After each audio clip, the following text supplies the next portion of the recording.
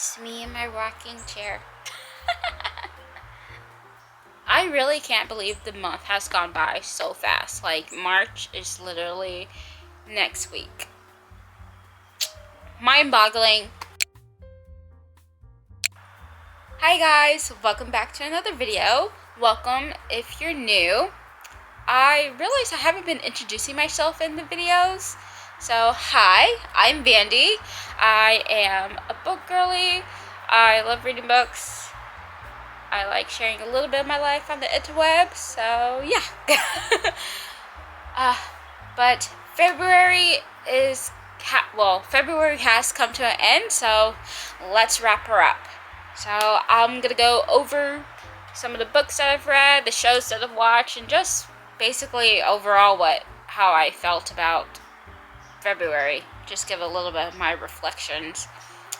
So let's get into it. So starting off with books, I am gonna go in chronological order. So first book was Out on a Limb by Hannah Bonam-Young. I feel like I always get mixed up with her name.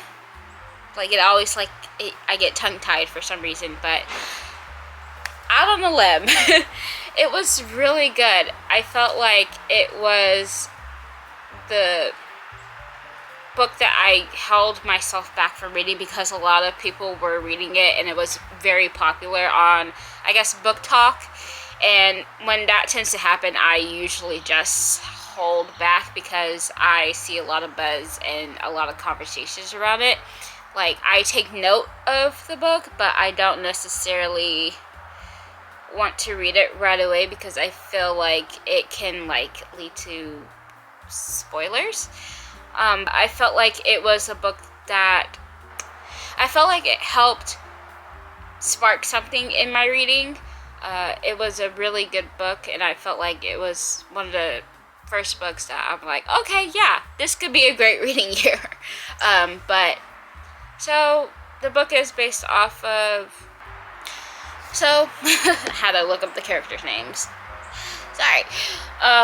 But we're following Winifred when she has a lemon difference, and she met Beau at a Halloween party, and they get together, and boom, bam, pow, she ends up pregnant. And we are also following Beau. He is an amputee. It was very interesting seeing their experience as parents to be, going through the process, like going from one night stand to becoming a couple. And also it was very I don't want to be insensitive, but it was very helpful to learn more about because she has a limb difference. So, and that limb difference is also tied to the author. She has a limb difference as well, or limb difference or limb indifference. I'm so sorry if I'm using the wrong words, but yeah, I definitely loved learning more about seeing how people live through their experience, and I am very glad that I got to somewhat learn a little bit more through that book. But I do love the banter between Win and Beau. Their banter is just so good. They were definitely meant to be with each other, so I'm definitely excited to read more from Hannah. I honestly do, because I was hesitant because, sometimes Book Talk books while they're good, sometimes they just don't fit me. But I'm really happy that I enjoyed this book, so I look forward to reading more books from her. Next book is Swap and Smell the Roses by Karen Booth. I felt like this book was okay. Going in, we are following I keep on forgetting these characters' names. We were following Willow, who was burnt out in a city. She is a singer-songwriter, but she had a bad experience and she felt in a slump, so she swapped places with her best friend because her friend was doing like a writing manuscript school lesson thing. So Willow is now living in a cottage in Connecticut rather than her city living in Brooklyn. She meets her new landlord, Reed, and he was going through a tough time as well. I guess you can say that he is your resident grump, and then love blossoms, stuff like that. But I felt like this book was kind of hard to, I guess, necessarily for me to follow, because Willow is, I would categorize Willow as a extreme extrovert. Like, Reed was having a hard time and he kept on saying, hey, you know, could you just like give some space? And Willow is just like practically saying no, and it was just kind of annoying. Like, I understand what she's going through, like, and she's trying to like meet friends and stuff, but like also at the same time I'm just like, girl, just like lay off a little bit and like reel it in. Like, he wants space, like he's grieving, he's just trying to do his thing and trying to make it by. But I mean, in the end it was very like, they come together, of course, but I don't know, the beginning I just struggled with, so I felt like this book was okay. Like, there are parts that I did enjoy, like her getting her spark back for writing music, and also helping at the bakery, her becoming more of a baker, and somewhat being cottagecore-esque. So yeah, I felt like that book was okay. Wasn't my favorite, but glad that it was a library book, let's just say that. And next book I read was my nonfiction read for the month, and that was We Are the Leaders We Have Been Looking For by Eddie S. Glaude Jr. I hope I'm pronouncing his name right. For this month, I wanted to read a history book, or Black history book, but this, I couldn't find it. It was too thick, and I procrastinated a lot to start reading a nonfiction for the month. Why did I procrastinate? Don't know.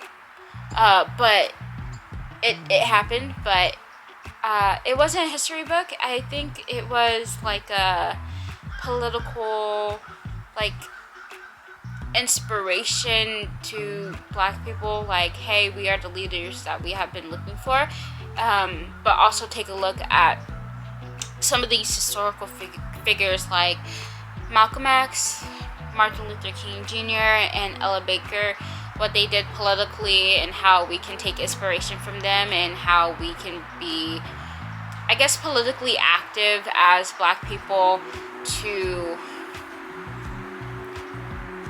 make the changes that we want to see in life.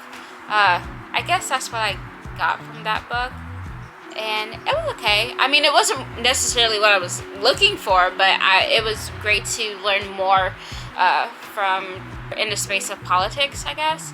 So yeah, I mean, it wasn't necessarily my cup of tea that I was like looking for, but I guess like it had some great insight. So yeah, but I did want to read a nonfiction, and I did want to read something like within the realm of Black history. So I felt like I touched on a little bit of both.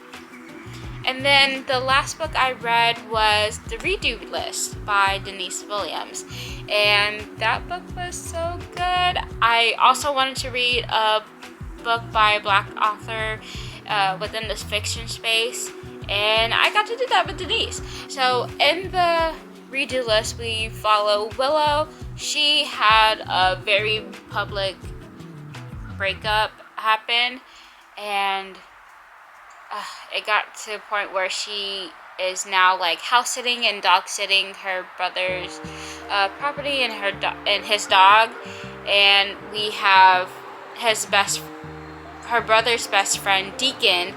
He is helping out and helping her get acclimated, making sure that she's not lonely and stuff. But she wanted to do a whole redo list because she wanted to redo the big moments of life, because her relationship was so long that she wanted to redo majority of her first.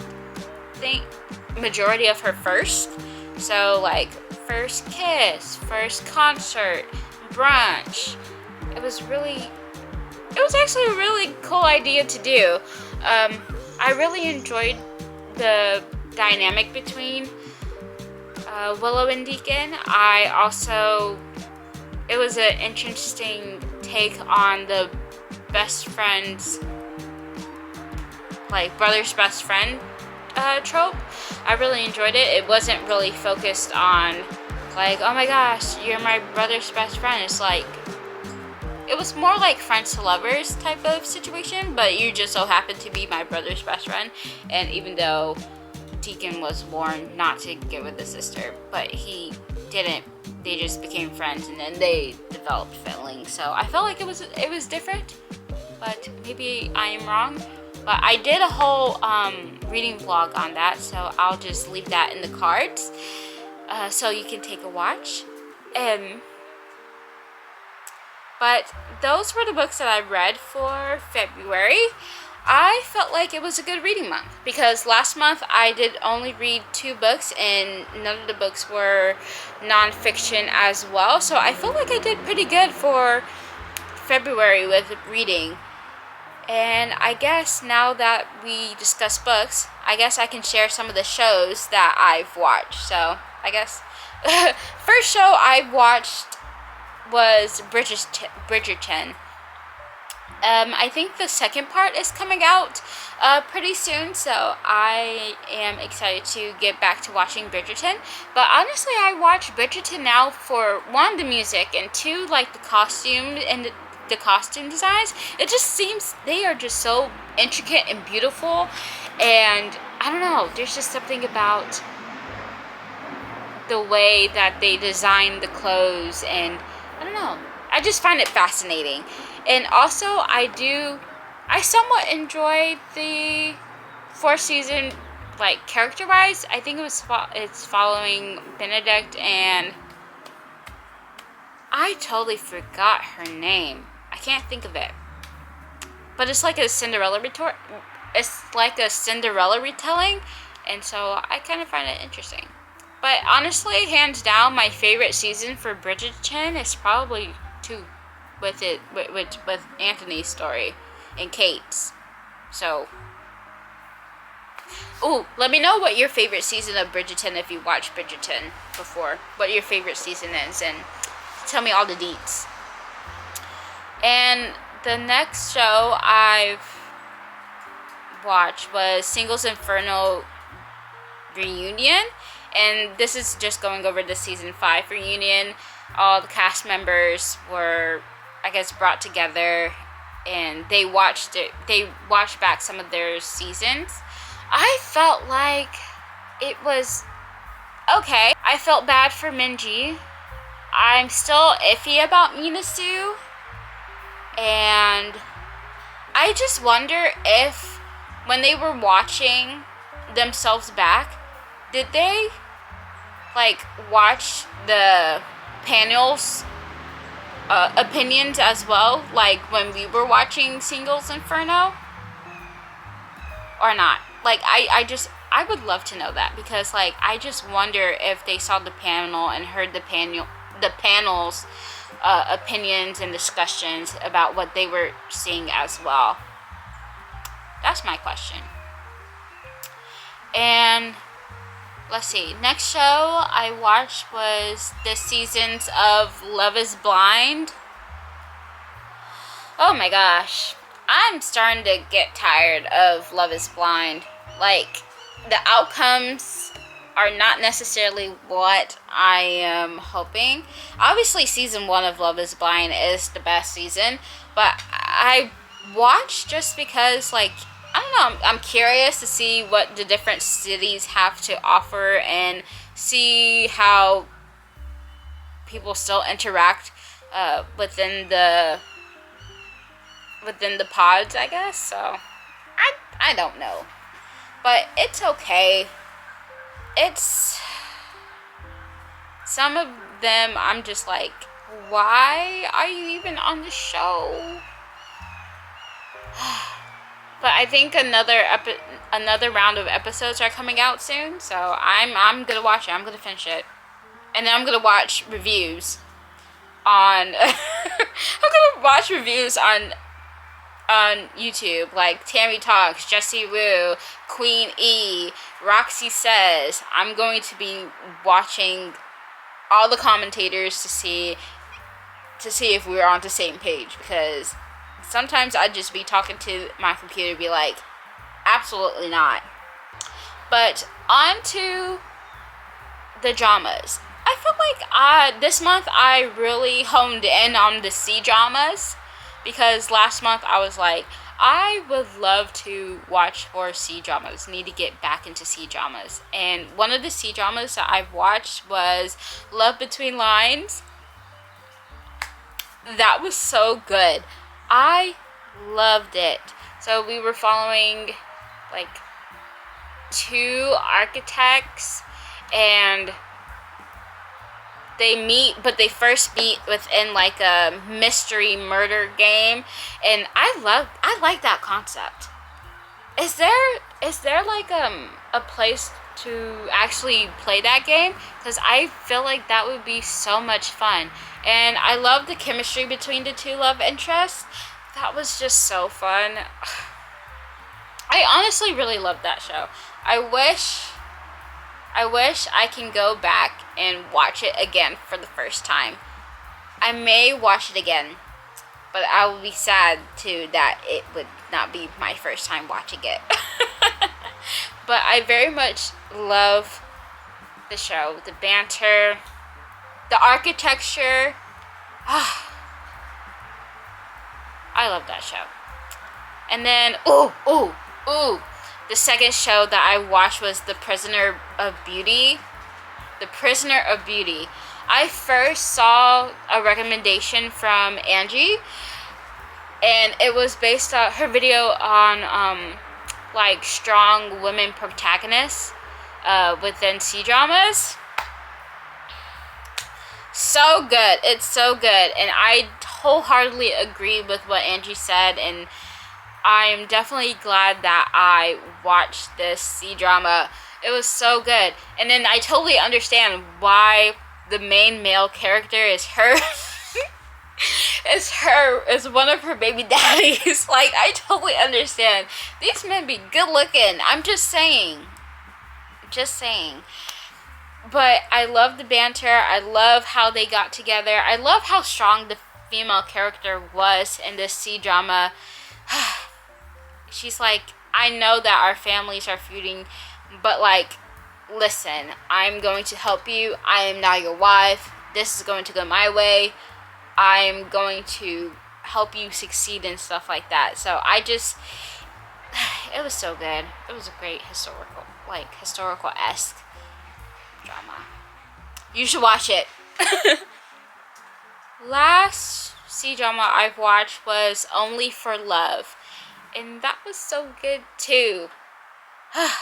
The banter, the female main character being like messing with him, playing games to get what she wants, but she's also hardworking in like the journalistic area in her career, and we're following a CEO, of course.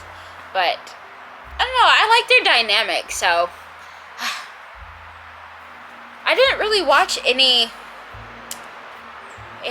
K-dramas. I mean, I'm currently watching a K-drama, but I feel like it's not really, like, I haven't gone through majority of the show to be like, I don't know if I should add it to the list. But yeah. But those were all the shows that I've watched. Let me know if we've watched the same shows. Do you have any recommendations of shows that I should watch? I mean, I already have like a lot of shows that I really want to watch on my watch list.